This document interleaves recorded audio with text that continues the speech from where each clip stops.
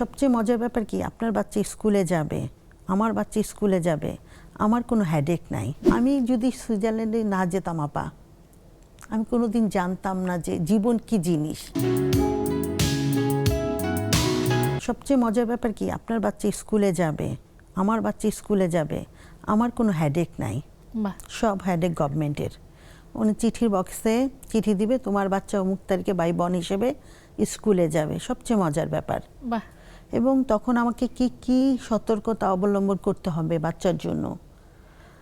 এবং একজন গর্ভবতী মা, তার বাচ্চা হবে, তাকে ব্যক্তিগত জীবনে কি কি সতর্কতা অবলম্বন করতে হবে। সবার আগে গভর্নমেন্টের অনেক মাথা ব্যথা এবং সে কি কি সতর্কতা, সে কেন হাসপাতালে যাবে না, তার আগে তার টেলিফোন আসবে, তো তোমার তো অমুক টাইমে ডেলিভারি টাইম, তুমি কেন এখনো পৌঁছাও নাই, তুমি কি সতর্ক আছো, তুমি কি তোমার যত্ন নিচ্ছ, তোমার হাজবেন্ড কি তোমাকে যত্ন নিচ্ছে, তুমি কি স্বাভাবিকভাবে হাঁটছো, তুমি কি স্বাভাবিকভাবে ঘুমাচ্ছ, তুমি কি কোনো ভারী কাজ করছো নাকি তুমি রিলায়েবল কাজ করছো। মানে নতুন একজন মানুষ আসবে, তাকে সাদর আমন্ত্রণ জানাতে যত প্রকারের সতর্কতা দরকার। এবং আপনি যদি জব করেন, ওখানে আপনি সবাই আপনাকে এত বেশি সতর্ক রাখবে, এত বেশি টেক কেয়ার করবে যে আপনার আনন্দে এমনি ভরে। এবং ডেলিভারির আগদিন পর্যন্ত একটা মানুষ আনন্দে কাজ করতে পারে, সতর্কতার সহিত আনন্দ কাজ করতে পারে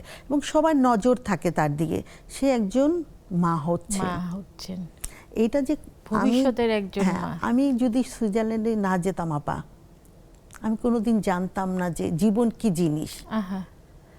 আমাদের যে কত মূল্য, একটা মানুষের কত মূল্য, মানুষ হিসেবে মানুষকে যে মানুষ হিসেবে কতটা ভালোবাসতে পারে মানুষ, কতটা সতর্ক অবস্থায় রাখতে পারে, এটা আমি একেবারে জ্বলন্ত উদাহরণ আমি। বাহ। এবং প্রকৃতিও তো সুন্দর, অনেক সুন্দর। এবং সতর্কতার কারণে আপনি উইন্টারে কীরকম জুতা পরবেন, এটাও একটা সতর্কতা। সামারে আপনি কিভাবে জুতা পরবেন, সেটাও সতর্কতা। কারণ বরফ চলতেছে, আপনি নর্মাল জুতা পরলে স্লিপ কাটার সম্ভাবনা আছে এবং তাতে আপনি বিপদ হওয়াটাই স্বাভাবিক। ঠিক বাচ্চাদের স্কুল কলেজেও সেম।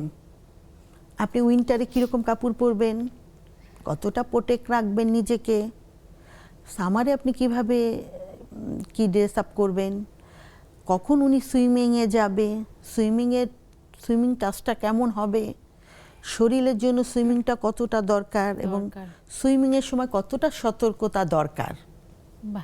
প্রতিটা ক্ষেত্রে স্টেপ বাই স্টেপ সতর্কতা। রাস্তা পার পরে আসলে রক্তে মিশে যায় তাই না, আর বলতে হয় না, বারবার বলতে হয় না। আর আপনি আমাদের দেশের মতো যে গাড়ি যাচ্ছে লাফ দিয়ে আমরা রাস্তা পার হচ্ছি, নট দ্যাট, চলবে না। স্টপের টাইম স্টপ, গাড়ি থামার সময় গাড়ি থামবে, আপনাকে ইশারা করবে আপনি যান, উনি অটো গাড়ি থামবে, আপনাকে থামাইতে হবে না। কোনো সতর্কতার বিন্দু মাত্র লেস ওখানে হয় না। দারুণ বিষয় জানলাম, দারুণ, অনেক অনেক ধন্যবাদ। আলহামদুলিল্লাহ।